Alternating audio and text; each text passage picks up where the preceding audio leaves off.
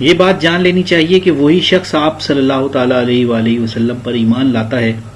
اور آپ کی عزت و نصرت کرتا ہے جس کے نصیب میں اللہ تعالیٰ نے نیک بختی رکھی ہے، اور وہی آپ صلی اللہ علیہ وآلہ وسلم کی تکذیب اور آپ صلی اللہ علیہ وآلہ وسلم کے معجزات سے روگردانی کرتا ہے کہ جس پر اللہ تعالیٰ نے بدبختی لازم کر دی ہے، کیونکہ جو اس دنیا میں اندھا رہا وہ آخرت میں بھی اندھا ہی رہے گا۔ اللہ تعالیٰ کا پیارے آقا صلی اللہ تعالیٰ علیہ وآلہ وسلم پر صلاۃ و سلام ہو اور ایسی رحمتیں ہوں جو ہمیشہ بڑھتی اور پھلتی پھولتی رہیں، اور ان کے آل و اصحاب پر بھی پورا سلام ہو۔ پیارے نبی صلی اللہ تعالیٰ علیہ وآلہ وسلم کی ذات اقدس ہم مسلمانوں کے لیے ایک مشل راہ ہے، اور آپ صلی اللہ علیہ وآلہ وسلم کی خصائل حمیدہ کا ذکر ہر مسلمان کے اوپر لازم و فرض ہے۔ اسی نیت کو حاضر رکھتے ہوئے میں یہ ویڈیو ترتیب دے رہا ہوں۔ امید ہے کہ آپ اس ویڈیو کو پسند کریں گے اور آخر تک دیکھیں گے۔ اللہ تعالیٰ آپ کی اس کاوش کو قبول فرمائے۔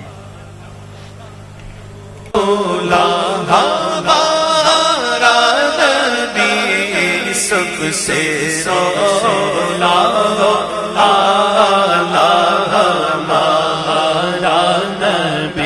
اور اپنے مولا کا پیارا آپ صلی اللہ علیہ وآلہ وسلم کے بال نہ بالکل سیدھے نہ بلدار، جب آپ صلی اللہ علیہ وآلہ وسلم ہنستے تو دندان مبارک مثل بجلی کے چمکتے، بارش کے اولے کی طرح سفید و شفاف۔ جب آپ صلی اللہ علیہ وآلہ وسلم گفتگو فرماتے تو ایسا معلوم ہوتا کہ نور کی جھڑیاں آپ صلی اللہ تعالیٰ علیہ وآلہ وسلم کے دندان مبارک سے جھڑ رہی ہیں۔ حضور صلی اللہ علیہ وآلہ وسلم کے جسم مبارک کی نظافت اور بدن اقدس اور اس کے پسینے کی خوشبو اور اس کا میل کچیل اور عیوبات جسمانیہ سے پاک و صاف ہونا،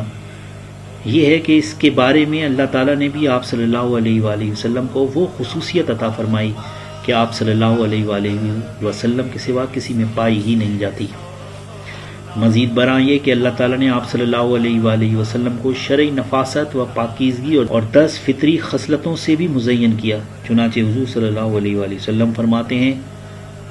دین کی بنیاد پاکیزگی پر ہے۔ حضرت انس رضی اللہ تعالیٰ عنہ سے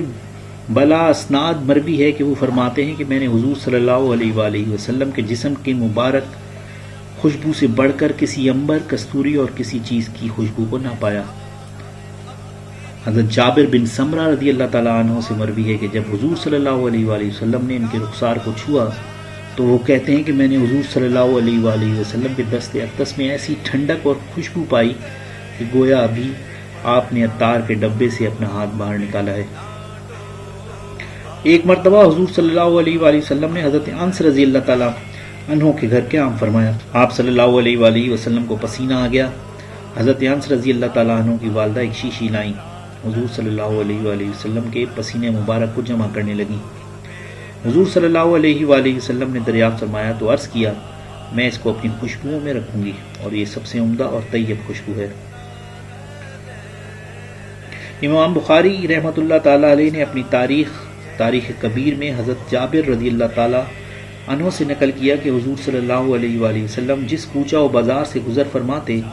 پھر کوئی شخص اس طرف سے گزرتا تو وہ خوشبو سے پہچان جاتا کہ آپ صلی اللہ علیہ وآلہ وسلم ادھر سے گزرے ہیں۔ اسحاق بن راہویہ رحمۃ اللہ تعالیٰ علیہ نے ذکر کیا کہ آپ صلی اللہ علیہ وآلہ وسلم کی خوشبو بلا خوشبو لگائے ہوئے تھی، یعنی آپ کے جسم کی ذاتی خوشبو تھی۔ کون دیتا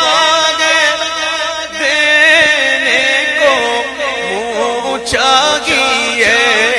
دینے والا ہے سچا ہمارا نبی دینے والا ہے سچا۔ حضور صلی اللہ علیہ وآلہ وسلم کا رنگ گورا، سیاہ و کشادہ آنکھیں،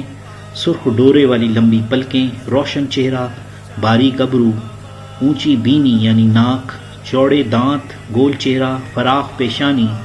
گھنی ریش مبارک جو سینے کو ڈھانک لے، شکم و سینہ ہموار، چوڑا سینہ، بڑے کاندھے، بھری ہوئی ہڈیاں، موٹے بازو، کلائیاں و پنڈلیاں ہتھیلیاں فراخ، قدم چوڑے، ہاتھ پاؤں لمبے، بدن مبارک خوب چمکتا ہوا، سینے سے ناف تک بالوں کی باریک لکیر، میانہ قد، نہ زیادہ طویل نہ زیادہ کثیر، باوجود اس کے کہ جو سب سے زیادہ لمبا شخص ہوتا اگر آپ کے برابر کھڑا ہوتا تو اس سے بلند معلوم ہوتے۔ یہ آپ صلی اللہ تعالیٰ علیہ وآلہ وسلم کا معجزہ تھا۔ آج کے وہ کا دو مند گیا بے عیاب ہے وہ جان مسیحا ہمارا نبی ہے وہ جان۔ گردن نہایت خوبصورت، نہ آپ صلی اللہ علیہ وآلہ وسلم کا چہرہ بہت بھرا ہوا تھا نہ بہت لاغر، بغل کے بدن کے متناسب ہلکا گوشت تھا۔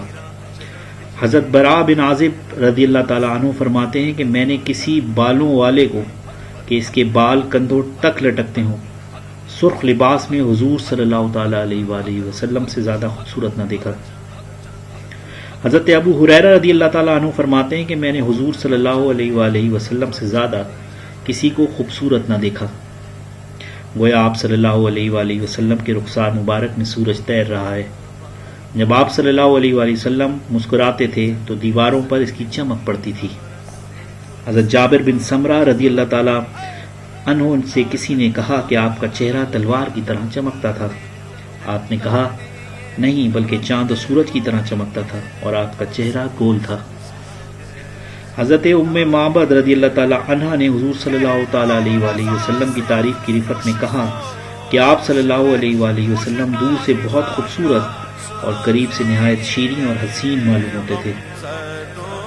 حضرت ابن ابی حالہ رضی اللہ تعالیٰ عنہ کی حدیث میں ہے کہ آپ کا چہرہ 14ویں رات کی چاند کی مثل چمکتا تھا۔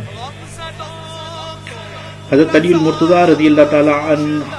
نے حضور صلی اللہ تعالیٰ علیہ وآلہ وسلم کی تعریف میں یہ آخری الفاظ بیان فرمائے ہیں کہ جو شخص بھی آپ صلی اللہ علیہ وآلہ وسلم سے ملاقات کرتا وہ حضور سے محبت میں گرفتار ہو جاتا۔ ہر وہ شخص جو حضور صلی اللہ علیہ وآلہ وسلم کی تعریف میں رد اللسان ہے، کہتا ہے کہ میں نے اس سے پہلے یا اس کے بعد کبھی کسی کو نہیں دیکھا کہ وہ حضور صلی اللہ علیہ وآلہ وسلم کے مماثل ہو۔